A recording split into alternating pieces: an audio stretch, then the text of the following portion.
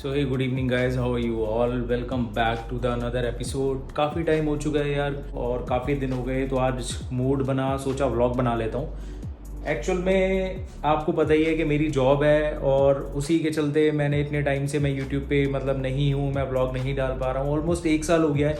Last जो series मैंने shoot करी थी वो उत्तराखंड की शूट करी थी एंड बैक इन 2021 फरवरी में, जब मैं टूर पे गया था 6 दिन के।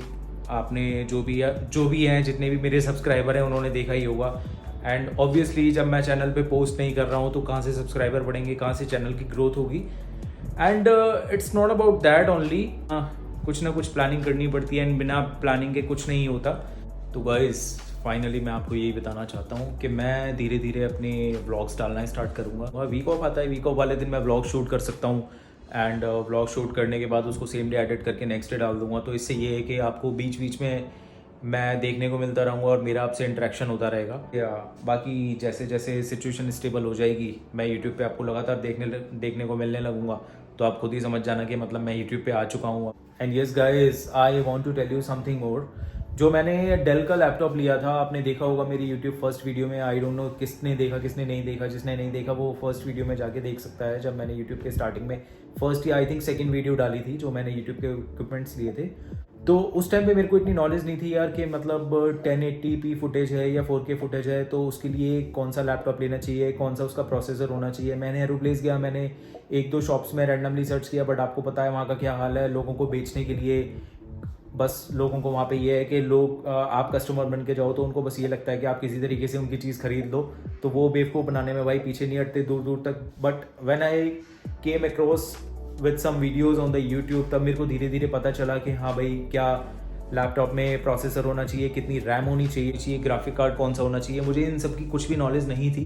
डेल की स्क्रीन का क्या इशू था और मतलब उसमें स्क्रीन फ्लैकरिंग का इशू था, तो मैं लैपटॉप को सर्विस सेंटर लेके गया। सर्विस सेंटर वालों से मैंने बोला कि ये इतनी जल्दी इसमें क्यों इशू आ रहा है। तो उन्होंने बोला ठीक है सर, हम डिपॉजिट कर लेते हैं। डिपॉजिट करने के एक वीक बाद उन्होंने मेरे को बोला कि आपका लैपटॉप ठीक हो गया, आप आके ले लो। तो जब मैं वहाँ पे पहुँचा तो मैंने देखा उन्होंने पूरा डिस्प्ले चेंज कर दिया था उसका।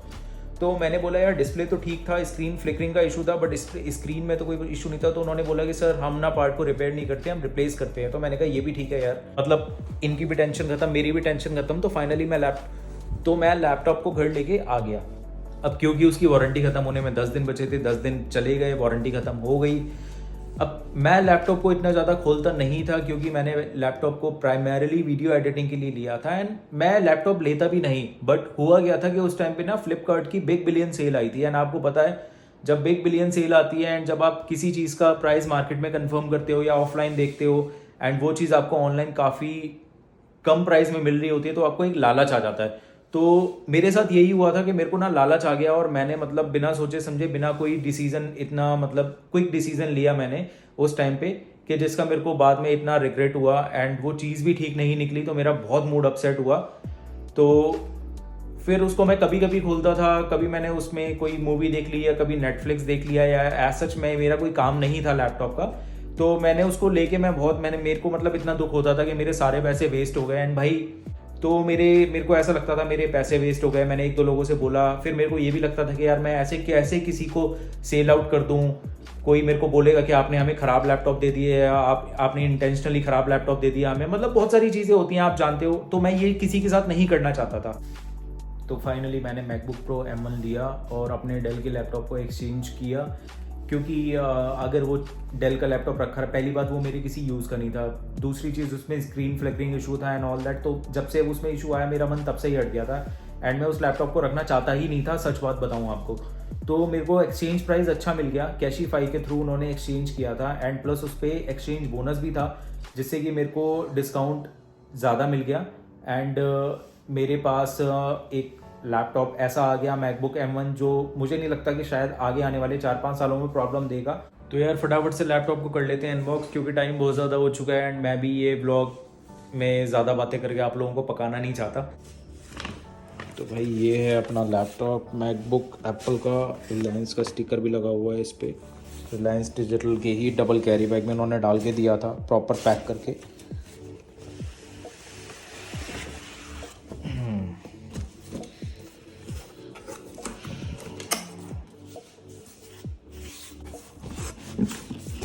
Yes, finally,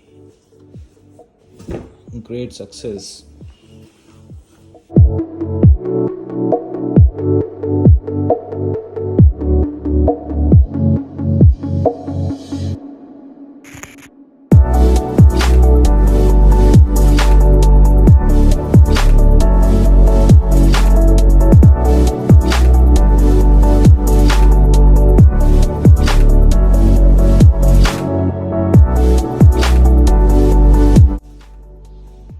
सेटअप वेटअप मैंने इसको वहीं कर लिया था यूट्यूब अपनी iCloud आईडी डाल के, तो बस अभी इसमें पासवर्ड डालेंगे एंड पासवर्ड डालने के बाद इट्स गुड टू गो।